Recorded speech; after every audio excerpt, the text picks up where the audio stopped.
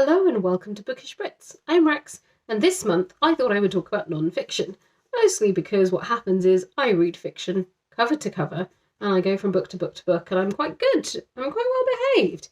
But when it comes to non-fiction, I start a book, and I read a couple of chapters, and then I start another book, and I read a couple of chapters, and another, and you can see this as a problem. So I end up reading multiple books at the same time, diving in and out, and then it takes me ages and ages to get through my non-fiction books. So they linger for a bit, and then I just don't talk about them here because it's taken me so long to read them, and maybe I'm just done with them by that point. No, they are. So I thought I would go through 3 of the books I am currently reading. I will neither confirm or deny if I'm reading more than these 3 right now. So the first one that I'm reading is The Gift of Dyslexia. A friend of mine posted this who is also dyslexic like me and said that it was really useful and very insightful for her.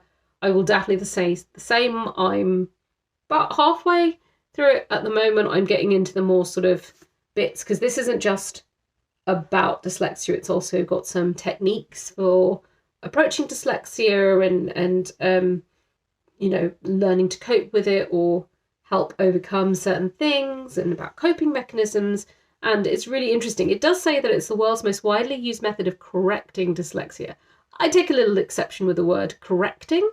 I mean, but that, that's just a personal, probably like sensitivity spot on me. And some of the tone, irked me. But I think it's coming from a good place where it's trying to help support and understand people with dyslexia. And the author has worked with so many people over the years, and millions of people that have used these techniques to help them with their dyslexia. So it's part of it is looking at individual stories, and part of it is a big part of it is looking for, how does dyslexia work in the mind and how does it manifest? And they talk about many individuals and how it's manifested for those, and the things, the insights they gained from that, and then the techniques that they used to work with those people. So it's really interesting reading.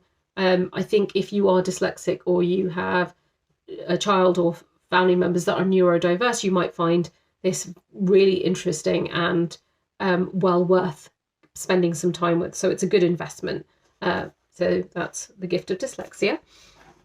The next one that I'm reading, and I'm loving this and enjoying it, this is Wild City by Florence Wilkinson. A friend bought this for me for my birthday. It's such a pretty book, and I love this inlay. So, but besides the aesthetics, it's a book about urban wildlife, specifically mostly in London. At least I'm a third of the way through it, and it's all been in London so far. But it's about how these, our urban environments have created these new ecosystems and ecologies for all the wildlife we live around. And it's not this idea that I really love her concept that, you don't go to the countryside to be near nature. We've got nature all around us in cities. And I certainly felt that way when I lived in London, that there was a lot of wildlife all around us. And it's one of the things I liked about London. It's where, there's so many green and open spaces and trees everywhere. And it's really important to me. I like cities that have trees in them. And I think later she talks about, I haven't got there yet. So she's going to talk about other cities and urban areas, but she goes through the different animals and just how rich and diverse those ecosystems are. And now when I go back into town, it really changes how I see it. And I think that's a beautiful takeaway from this book, is it's let me see new parts of my hometown and my while I don't live there anymore, it's got an element of comfort and nostalgia reading this. And I love animals, so if you like nature and animals and you want to think about urban wildlife a different way, this is a lovely, very, very easy to read. I'm flying through this one much faster than the other books I'm reading at the moment, so highly recommend this. This is wonderful. And then the third book I'm reading at the moment is All That Remains by Professor Sue Black, and she is a professor of anatomy and forensic anthropology. And this book goes through how forensic science has evolved in terms of looking at death and dead bodies over time, but each part is, she tells a narrative. She uses a real case to bring this story to life and the methods that they use. And she's got this sort of dual, like this wonderful mix of telling you a fascinating story, like full on Spock eyebrow raising, fascinating story, while being incredibly analytical.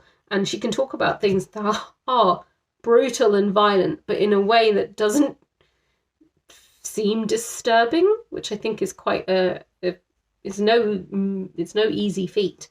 And I'm going through it very slowly because I do find it quite heavy to read, so it's taking me a while. And it's I picked it back up again at Halloween because death.